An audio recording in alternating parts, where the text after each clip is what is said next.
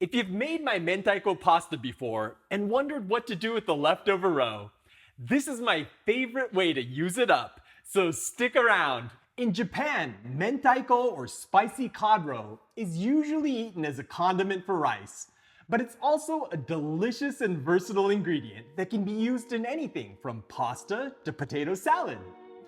One of my favorite ways to use it is to mix it with mascarpone with some garlic and a splash of lemon juice to turn it into a spread. It's rich and loaded with umami, but the garlic smooths over any fishy notes, and the lemon gives it a light zing. It's delicious slathered onto a slice of crusty baguette, but you can also spread it onto some sandwich bread and pop it in the toaster oven to make Mentaiko toast. So let's get started with a look at our ingredients. I've got 250 grams of mascarpone, 180 grams of Mentaiko, a lemon for zesting and juicing, and one very small clove of garlic. Before I jump into the preparation, I want to send a big thank you to my supporters who helped to make this video possible. If you're learning something new from my recipes and want to help, hit the link in the description down below to see how you can pitch in. The first thing I'm gonna do is grate the garlic into the mascarpone. If you're not into garlic, you can also chop some fresh chives or scallions into here.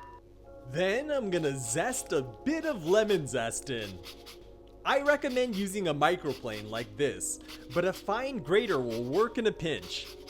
Just be sure you keep the lemon moving around so you don't zest any of that white pith into the spread, which can make it bitter. Next, I'm gonna slice the lemon in half and squeeze some of the juice into the bowl. How much you add is a matter of personal preference, and I'm adding about 2 teaspoons. Finally, we need to press the Mentaiko out of the skein. It's kinda like a sausage with the thin skin holding all of the eggs inside, so I usually use my fingers and a pair of chopsticks to press the roe out, but you can use whatever method works best for you. By the way, if you're feeling lazy, you can sometimes find jars of loose Mentaiko, which tend to be a lot less work. Okay, once we've got all the roe out, we just need to stir everything together. Once it's mixed, it should turn a nice salmon pink like this. Okay, let's get this into a serving bowl.